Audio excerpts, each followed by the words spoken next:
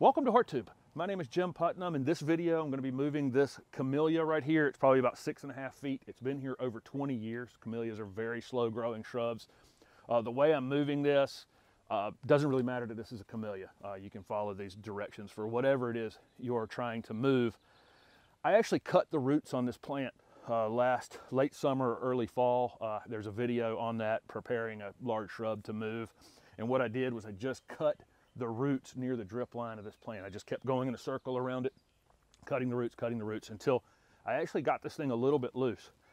At the same time, I pruned it back very hard, okay, to compensate. When you do root damage like that, you need to take some of the top off, because it really doesn't matter how wet the soil is at that point. If you don't have a root system that's adequate to carry water up to the remaining plant, then it just can't possibly do it. So that's the reason I took some of the plant back. It's flushed back out beautifully. Hopefully some new roots have formed on the inside of where I had cut on it. That was the point of that, because when you dig a plant out and you just go around the drip line, there are roots that you're not getting. And so by cutting those off, I hope I branched those roots closer to the inside of the plant. I don't know that for certain at all. I've given it enough time to recover. I'm gonna have to do some additional pruning on this. Like I say, anytime you're doing root damage to a plant, you're reducing that plant's ability to pump water up to the top of it. So you have to reduce some of the mass on the top. Otherwise, it's just going to wilt over and over and over and over again. It's going to be extremely stressful for the plant. Another thing I have going for me is I'm in kind of southeast North Carolina, and it's humid, and it's actually cloudy this morning. It's already rained once, and the sun will burn these clouds off, and we'll get another afternoon thunderstorm. I'm in an area that's humid. Humidity helps with this. If I was in a very dry climate, I'd probably pick a different time of year to move it when it's cooler than it is currently.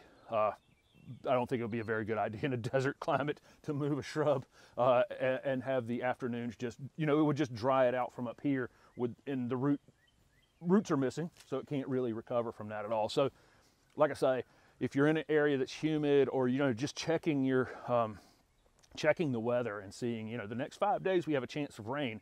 I'm not so worried about the rain, as I know on those 5 days with a chance of rain, it's going to be more humid, and that will definitely help. Just having a moisture in the air around the plant, just from experience. I'm just going to do a circle around here with a shovel. I may have to use a pickaxe, or there's almost certainly a big root in here that I missed that's going to have to come out. I'm going to end up with a very shallow root ball. Anytime you're moving something, you're going to find that, despite the fact that you dug a hole this deep, the roots are actually only up in the top maybe 12 inches or so. And so the hole that I'm preparing where this is going is going to be wide and shallow. Camellias like morning sun and afternoon shade typically is kind of the best conditions for them. So I'm moving them to a similar condition on the edge of some woods. So they'll have a lot of morning sun, and maybe by 11 o'clock in the morning, it'll be back in the shade, the same as it is in this location all along. This plant's just getting too big to be right up against my house, and that's the purpose and the reason for moving it. And I wanted to show you guys how to do it. It's really, obviously this is a big physical job to take on, but if you think through it and reduce the top the same as you're reducing the roots, and move it during a time when there's some moisture in the air, usually these things go pretty well. Especially, like I say, most of the water is being used in that top 6 inches right here, where it's trying to put on new leaves right now because it's actively growing. That's where the water is being used. So if I take those leaves off, plant doesn't really have to pump a lot of water up to the top anymore, and it can concentrate on re-anchoring itself. So the camellia has been freed from the ground. It took about a 1 foot deep, 1 foot wide trench. This thing's been here a long time. I did not get as wide of a root system as I'd really like to have. There was a ligustrum that had grown up in the middle of it, and the process of taking this out, it definitely reduced the size of the root system that I got with this. But like I say, it's no big deal. I'll just compensate by taking some of the top out of it. I'm just going to bring a wheelbarrow over here, put the nose of the wheelbarrow underneath it, slide it up in the wheelbarrow, move it to its new location. I'm going to show you under the tree here a little bit, or under the shrub a little bit, how it looks, and I'll show you the hole that I prepared. And that soil's a little different over there than in the rest of my yard. It'd be difficult to see how deep this trench is. It's probably right at a foot and probably a foot wide. That ligustrum was right in there, and it really cost quite a bit of the root system of this camellia right here. But basically, just went around with a pickmatic, which is what this is, and just, you know, claw at it, claw at it, claw at it, break roots as you go. Once you get a trench all the way around it, which I have now, I just start going under it with the shovel, just like this, to break roots underneath it. So this camellia is going up here on the edge of these woods right here. Here's the hole I've prepared, which is much bigger than it needs to be. It's deeper than that root ball and wider than that root ball. I'm gonna put some soil back in here. Weird thing is up here in this area of my yard, it becomes a little more of a sandy clay mix. I hit the clay, that's solid clay right there. But at some point on my yard, there was this kind of stuff on top. I guess they scraped it off when they were building the house and just got me right down to the clay on most of the yard. But this right here is gonna dry out way too quickly.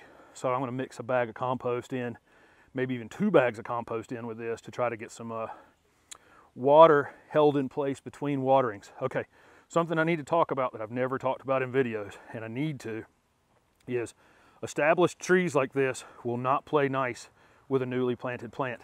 If you plant your trees and your shrubs in your yard all at the same time and they grow up together, they totally and completely play nice. If you come in and try to put newly planted plants around established plants, the established plants tend not to play very nice. So keep that in mind. I had planted some deciduous azaleas here. That video is actually going up tomorrow, and run this. I need to get some weeding done back here. And mulching actually has not even been mulched. I'm going to cut into this drip zone right here and wrap one circle around it with the drip irrigation. So just from the experience of having done this many, many times, I knew that most of the roots are just going to be in the top, you know, probably 6 inches. It's a little deeper right in the center where the plant went into the ground. But really it just requires a very shallow, wide hole. I've left it kind of concave in the middle, so it's deeper in the middle and feathers out on the outside the same shape as this. I want to raise this up a little bit like I do all shrubs, but having to compete with these trees over here, I don't think there's any chance I'm actually going to be able to overwater it. So I don't need it really high. I'm just slightly above the grade, and I'm not going to cover anything that wasn't covered over there. And was, you know, I've never buried this thing in mulch over its life or anything, so I want to continue right on with that. I'm just going to roll it in the hole, stand it up, orient it the way I want to orient it, pack the soil around it, and tamp it down. I'm going to have to water it. It's hard to get soil to go back under this without water, so I'll use water several times to settle this around it before it ends up getting mulched.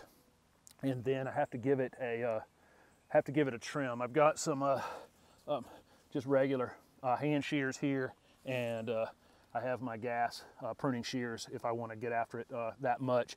Like I say, really all it needs is for the tips of each branch to come off, you know, maybe 1 inch or 2 back. That should be adequate. So I need to get this thing in the ground because it's sitting out here exposed. It's probably dying right now. It's a matter of getting it anchored in here. I may lean it back some like this to tuck some soil underneath right in here. Get it leveled off. And I'll have to do the same thing on the back. And I think I've actually put it in here a little low. So I'm going to use soil and kind of rock it back and forth a couple times to raise it up. That's the way that can be done pretty easily. Took 3 bags of compost to actually change the color of this soil, this sand.